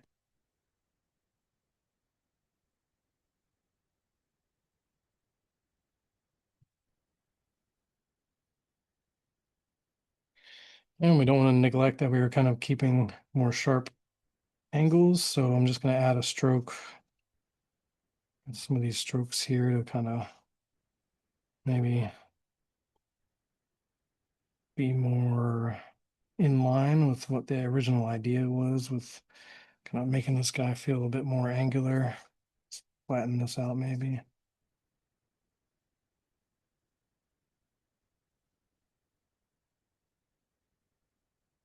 And we'll maybe make his eyes rest a little bit lower and a little more serious, less he has less childlike wonder. We've been moving things around, so I am going to kind of come back in and remember we were talking about checking from other angles just to see what kind of mistakes or whatever things we've kind of made accidentally happen. So let's clean that up so that there's no we don't have any kind of wonkiness from other angles.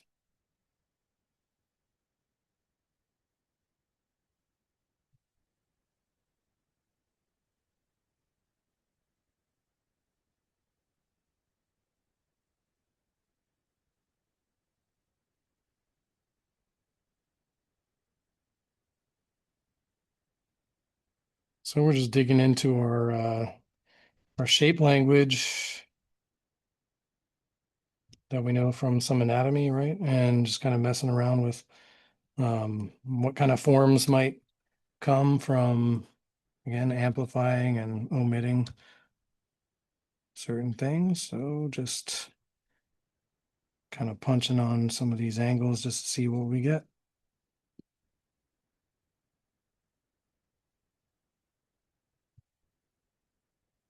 Maybe we go a little bit more comic book influenced, add some a little more muscular definition in the face. Again, keeping the brush usage pretty simple. I've just been using like clay, damn standard, nothing crazy.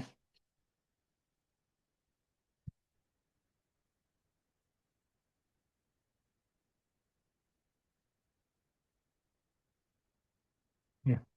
Feel free to undo when you don't like something.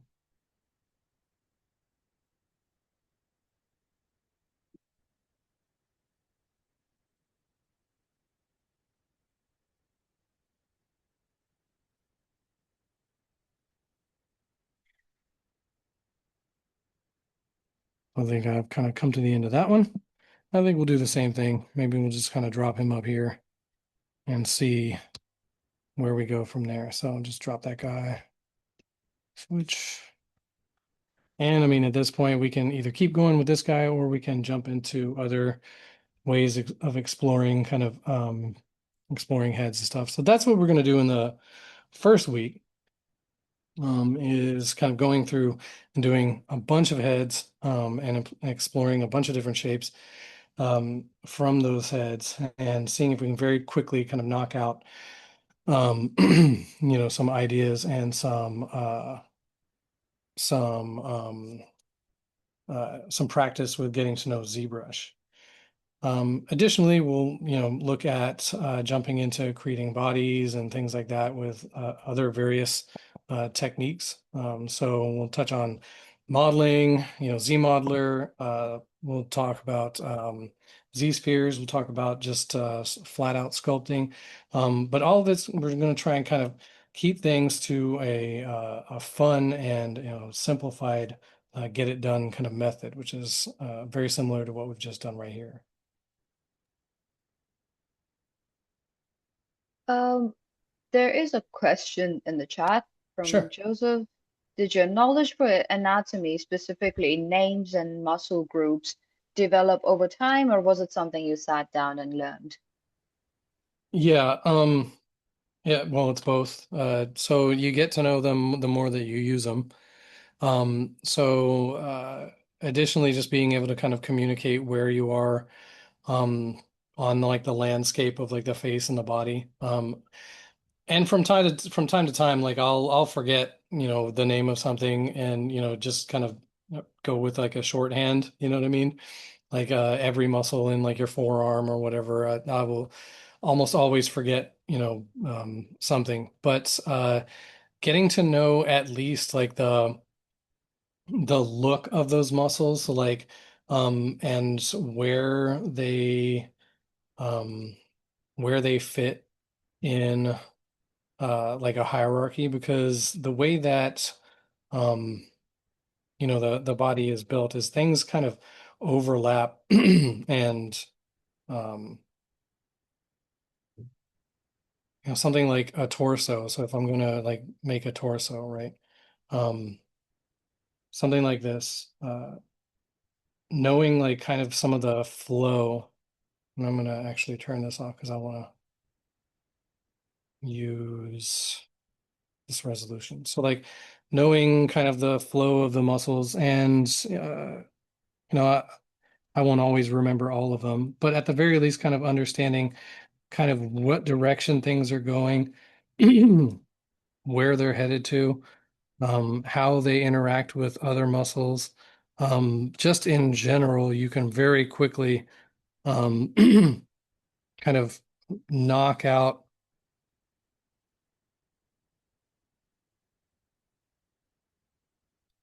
shapes that are familiar and help you kind of establish the thing that you're trying to make like very, very quickly, right? So, um, uh, as you get to know it, it can very much help you with your visual shorthand. Um, and I just sketch this in. It'll take me minimal time to kind of go and double check the placement and kind of fix things up, right? But the more you get to know it, the more quickly you're able to kind of knock things in and get like general shapes in, and you'll find something you want to kind of keep or delete. So like with a lot of stylized stuff, so you'll see them kind of like hardening a lot of edges and maybe like deepening the creases in areas in order to kind of like amplify like the look of their like particular stylization. So you get to make some like fun choices when it comes to that.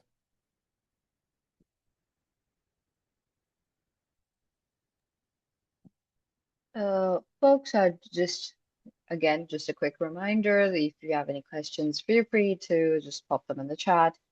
And that we will like make sure you ask all your questions before we wrap up. We would like to answer as many as possible. Yeah, Yeah. absolutely. Sculpting in silence can always be a little off-putting for sure. But this is a pretty decent kind of transition into kind of you know, getting started and just like going with the flow when you're um, you don't have a base mesh or something to work with. We've kind of got the beginning of like this torso. We can begin to kind of move, you know, further and further into the process by just working our shapes in and seeing where we go. Again, we're using Dynamesh a bunch. We don't have to. We will touch on all kinds of different ways to kind of get started on a mesh, get started on um, a sculpt, and we're also going to kind of go into kind of tucking away and keeping some pre-made bits and pieces for yourself. So as you begin to kind of make um, a lot of things, you will have a good amount of um, ammunition to bring to the table for your next few sculpts. So the more bodies you make, the more um, heads and things you make, uh, the more you will have to kind of get yourself started on the next one. Maybe you find yourself looking for like a certain male or female head or a certain shape of a head. And you're like, you know what? I already sculpted it. I could get done and move on like right now. All right.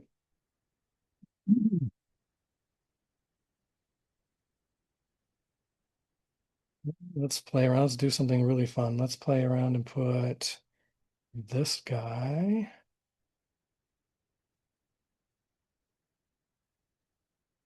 Let's just put him right on there.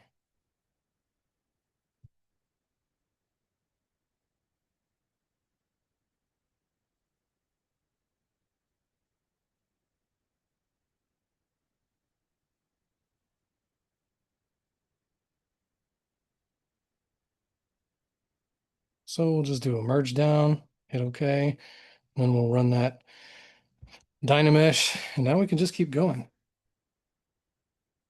right? We can just build this whole guy out all from that little sketch that we made, before. And it gave us some fun ideas for maybe some personality, maybe some things that we wanted to, kind of communicate with this character. Maybe this guy's going to be a superhero. Maybe he's going to be a free runner or something. Who knows? But we get to make those decisions and we get to make it fun.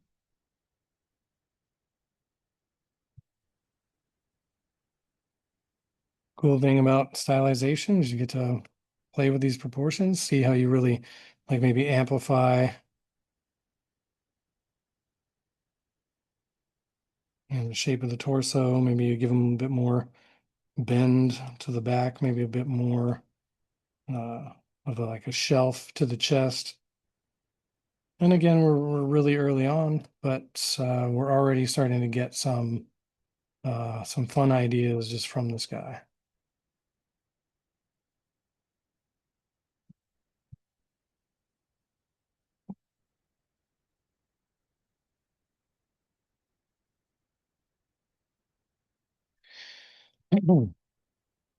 So I will get a lot of like how to maintain cleanliness, and you'll notice how I've trying to kept my brush uh, my brush stroke usage down pretty far as like a minimal amount of brush strokes per like shape. And that's what kind of helps me with not having too much of like a scratchy or bumpy look to the sculpt.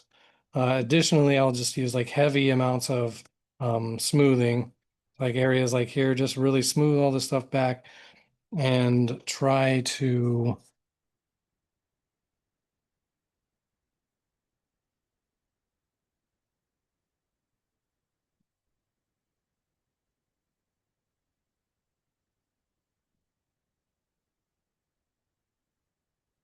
let those main forms really shine, right? Because that's when, and again, I'll just kind of come back over, that's where we can go up in subdivision and we can add like more, higher intensity, higher resolution kind of strokes. Something where it's like much more poignant, right? Same thing like with a little, give them a belly button.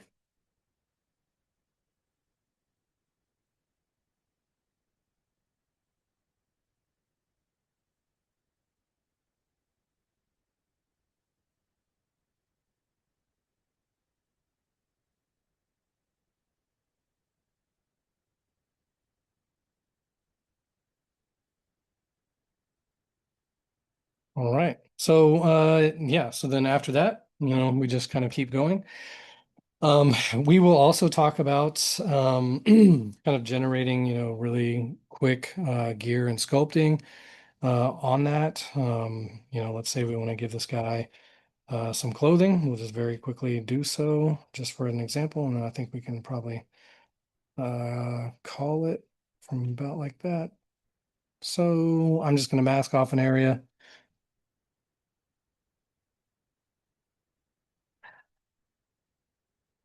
If I could get the correct thing here.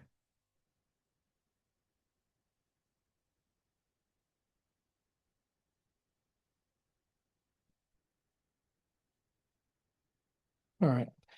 So a lot of a lot of ways to maintain, that clean look again. Instead of trying to just sculpt something directly onto the surface, we're going to go ahead and just extract this. So I'm going to go to my subtool, extract tab. I'm going to tap that. Oops, need to invert that. So tap this.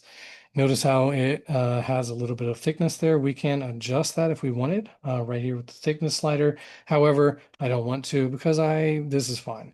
I'm also going to wipe a ton of this detail away as I head through the next step. So I'll hit accept. That drops the extraction into another subtool.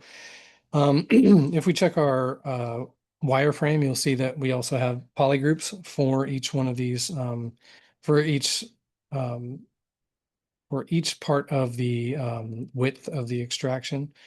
So I'm going to unmask that, and I'm going to use these polygroups to my own advantage by going into the ZRemesh tab. I'm going to hit keep groups, and I'm going to hit half on the target polygons and just tap that ZRemesh button right quick.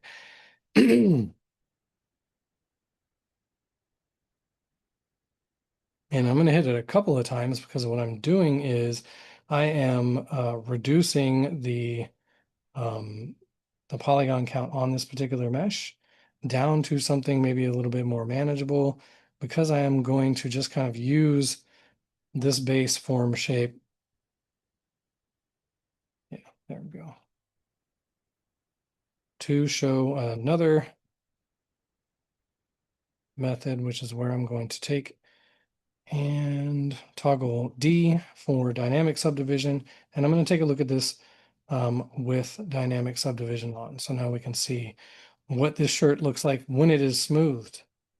So then we can take and smooth some of these details away if we want to. Maybe make it not so apparent on some of these internal details. And then we can go ahead and commit. And that gives us 3 subdivisions there. We will go into more depth on that in class, and we can just maybe, let's turn off the symmetry, and we'll maybe make some rudimentary kind of some rudimentary cloth details here just to kind of separate this away from the rest of the anatomy there. And like so. All right. So I know it's pretty rough for the time, but we would probably just want to keep, banging away at this thing until we got to what we wanted to with a particular look and style. But there's a very rough demo as far as just like really sketching in and just having fun with it. There's no pressure on me as far as the outcome, just kind of trying to see what I get from it. And with the looks of it, we can end up somewhere very appealing. So just again, an example that started as one of these sketches was this guy. I did him up recently, but he was one of these sketches where I was playing around with anatomy and kind of found some shapes that I really liked, and that kind of birthed the rest of the character as far as that goes. So there's your example for having fun with it. Uh, there's another question. Mhm. Hi, thank you so much for this. Can you give some advice on uh, how to make models really look like the concept? So that really depends on that really depends on the concept, I guess. If you are um, if you're talking about like if it needs to look, 2D and things like that, there's a lot of like technical support or technical details that need to be kind of or questions that need to be answered when it comes to that. So, what kind of shader support do you have? What kind of creativity are you allotted as far as pushing the boundaries of how your model is rendered in real time. But then you also have just simply, does it look like the concept, right?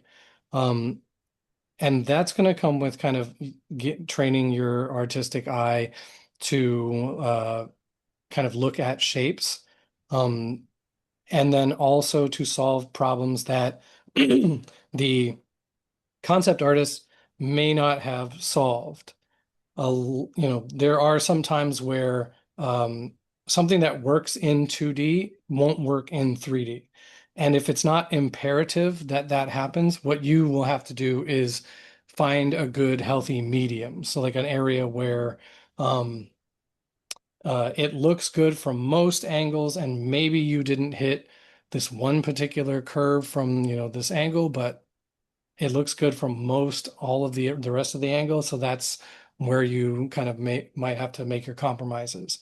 If it's something where it's like very concept driven and they're like, we must have these large swoops, we must have these, scratchy line details, then there's bigger discussions I think to be had with, you know, your team, yourself, whatever, when it comes to, matching it exactly. Did that help? Uh, I hope so. Guys, just let us know in the chat. If you guys have any more questions, I'd highly recommend putting them in the chat now. At the same time, I'm just going to put a link in the chat. It is where you can find further details about the workshop if you guys are interested. Also, guys, please take note that if you do sign up before 11:59 p.m. 22nd May, you do get a 10% discount. So just keep that in mind. If you do have any other very specific questions that you kind of don't want to ask over here, but you would like for us to answer, um, I am adding a email on the chat. If you just reach out to us on this email, um, we will be happy to answer all questions that you guys may have. With that being said, I hope you guys enjoyed the demo. I hope you found the open day useful. Again, I'm just going to give you guys a couple seconds. If you have any further questions, just pop it in the chat. Um, okay, so we have a few questions coming in. I would like to know, what is the best way to present your character? Um, hold on, I'm still laughing. I would like to say, Willie, I'm glad that you made the perfect Johnny Depp. Instructions unclear. Perfect Johnny Depp happened, and I'm glad. Um, yeah. Best way to present your character is, do you mean specifically software?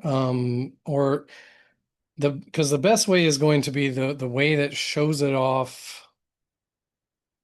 in the way that you intend. Like if you want the person to look uh menacing or awesome, there's lots of ways with lighting and backdrop and stuff like that you can present a character in a way that gives a certain um like attitude. Additionally, you can go as far as almost going completely cinematic with it, where you add in other elements that make it seem as if the model is in motion or in some sort of cinematic scenario. So there's lots of ways to present your character. If you're talking about software, Marmoset, Unreal, um, both great rendering solutions. Marmoset's a lot more lightweight, doesn't carry as much with it as far as as far as the rest of the engine goes in with Unreal. But I mean, you can also do renders from Substance and stuff like that, as long as you're presenting the character the way that you really want it to. That is really the best case. To the point that, as long as you're showing me how things are broken down, uh, even if you're doing some level of like compositing and a little bit of like Photoshop fakery in those final presentations, I can still respect the fact that you have the idea of the best case scenario, and then you have shown me that, things were uh, broken down and constructed correctly. That's fine. Mm. We have a few more questions coming up. How can you tell your brain not to go back to model a realistic anatomy when you're trying to sculpt something stylized? I'm struggling with it and it's making me not advance as smoothly as I would like to. Try and try and it is tough. But just try and think of like I talked about earlier, an important hierarchy of like primary, secondary, and then tertiary details. Your primary details are the primary things that you want, primary shapes that you really want to make or tell the story with, right? Um, try and edit your stroke usage down to only those things during those certain processes. So primary, you really hit the main shapes of the head. If I was going to do me, right, it's like my head, my hair, my beard, you know what I mean? Like hit those two shapes and maybe this like caveman brow or whatever. And then just like, and then move on from there, right?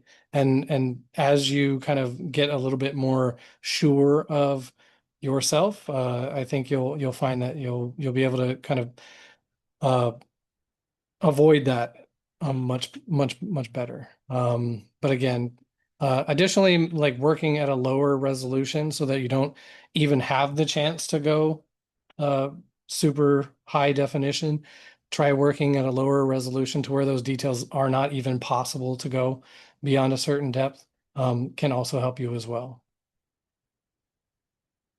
And then we have just one more question, which is un under required software, the course lists Blender along with ZBrush. Will it be possible to complete the course with Blender only? As long as you have access to sculpting tools, then yes. And I think that Blender does have sculpting tools.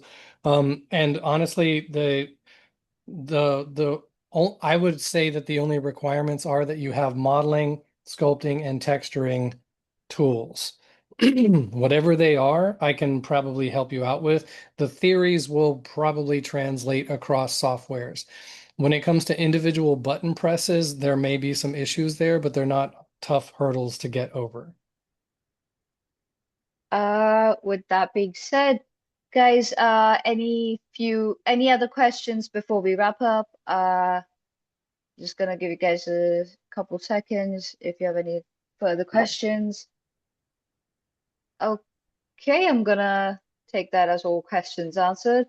Thank you so much for joining us today, guys. I hope you enjoyed the demo. I hope you enjoyed the open day. Remember, if you do enroll before 11:59 p.m. 22nd of May, you will get a 10% discount. And feel free to email us at support@vertexschool.com if there were any questions that we were unable to answer. We'd be happy to help you guys out. Thank you so much for joining us today, guys. We hope to see you in class. Dan, thank you so much for your time. Thank you so much for the amazing demo.